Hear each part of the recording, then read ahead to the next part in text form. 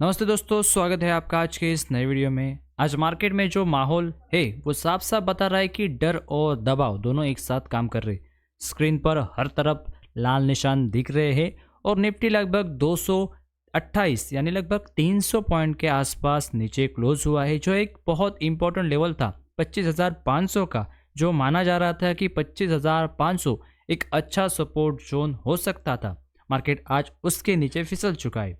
आज की खास बात यह है कि आज मंथली एक्सपायरी का दिन है और एक्सपायरी वाले दिन मार्केट का बिहेवियर थोड़ा अलग होता है, क्योंकि उस दिन ट्रेडर्स को अपनी पूरी पोजीशन किसी भी हालत में क्लोज करनी पड़ती है, चाहे वो फायदा हो या नुकसान हो। और जब मंथली एक्सपायरी के दिन मार्केट किसी क्रूशियल लेवल के नीचे चला जाता है तो जो लोग तेजी की पोजीशन लेकर बैठे हुए होते हैं उन पर दबाव बढ़ने लगता है। ऐसे में वो अपनी पोजीशन काटना शुरू करते ताकि नुकसान और ना बढ़े।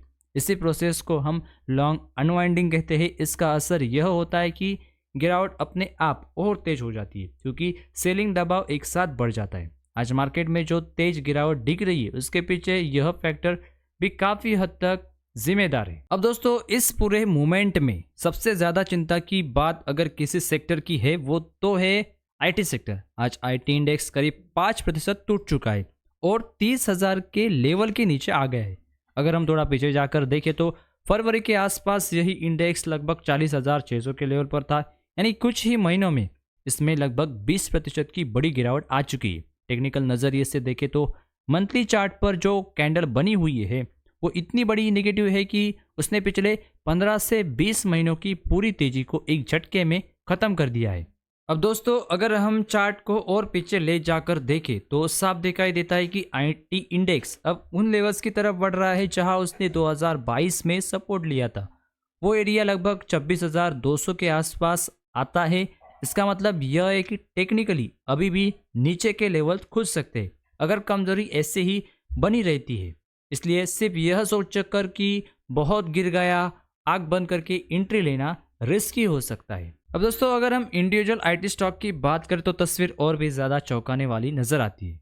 टीसीएस जैसा बड़ा और भरोसेमंद शेयर आज लगभग 2,500 यानी 25 रुपये के नीचे ट्रेड कर रहा था, जो लेवल आखिरी बार अक्टूबर 2020 में देखा गया था। इसका सीधा मतलब यह है कि पिछले कई सालों का रिटर्न बहुत से इन्वेस्टर के लिए या तो जीरो हो चुका है या नेगेटिव में चला गया है। इसी तरह इन्फोसिस, एचसीएल टेक और LTIM, माइंट्री जैसे बड़े नामों में भी आज 5 से लगभग 8% की तेज गिरावट देखने को मिल रही है। दोस्तों, अगर आपका भी पोर्टफोलियो यानी आईटी का पोर्टफोलियो अगर जो प्राइस लिया था आपने 2021, 22, 23 में जब लिया था, तो क्या आपका पोर्टफोलियो नीचे चल रहा है या अगर आप प्लस में हो तो कमेंट बॉक्स में जरूर लिखना। इस कमजोरी की बड़ी वजह ग्लोबल मार्केट से भी जुड़ी हुई है। अमेरिका में IBM का शेयर एक दिन में करीब 13% तक क्रैश हुआ है। जब इस तरह की बड़ी negative momentum global tech space में आती है तो उसका डायरेक्ट इम्पैक्ट हमारे आईटी सेक्टर पर भी पड़ता है। विदेशी निवेशक और बड़े प्लेयर्स ऐसे समय पर रिस्क कम करना पसंद करते हैं और सबसे पहले हाई वैल्यू और हाई लिक्विडिटी वाले स्टॉक में शेयरिंग आती है। अब सवाल यह है कि आखिर आईटी सेक्टर में इतना डर अचानक क्यों बन रहा है। इसकी जड़ में एक बहुत बड़ा स्ट्रक्चरल चेंज छुपा हुआ है और वो है आर्टिफिशियली इंटेलिजेंसी यानी AI। अभी तक अगर हम कंपनी के रेवेन्यू या गाइडेंस को देखें तो वहाँ कोई बहुत बड़ी गिरावट नहीं दिखती, लेकिन मार्केट हमेशा फ्यूचर को पहले डिस्काउंट करता है।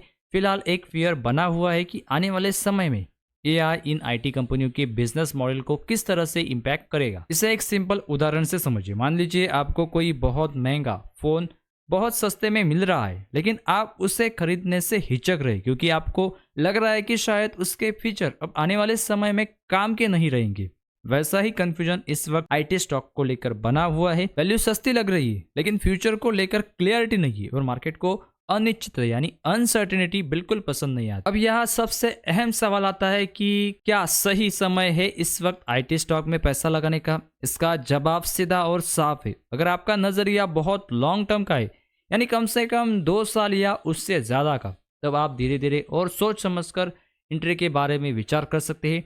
लेकिन अगर आप शॉर्ट टर्म के नजरिए से देख रहे तो रिस्क अभी भी बना हुआ है, क्योंकि चीजें पूरे तरह क्लियर नहीं हुई है। मेरे पर्सपेक्टिव से सीधे किसी एक स्टॉक को चुनने के बजाय इंडेक्स यानी ETF से शुरुआत करना ज़्यादा समझदारी भरा कदम हो सकता है।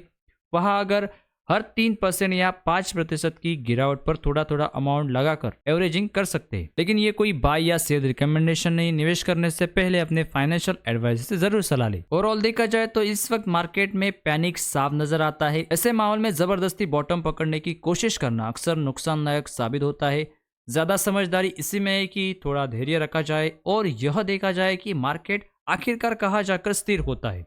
जब चार्ट पर क्लियर रिवर्सल या रिकवरी के संकेत दिखने लगे तभी नई पोजीशन बनाने पर विचार करना बेहतर रहता है। फिलहाल यह समय सावधान रहने का है, मार्केट के सेंटिमेंट को समझने का है और बिना जल्दबाजी के सही फैसले लेने का है।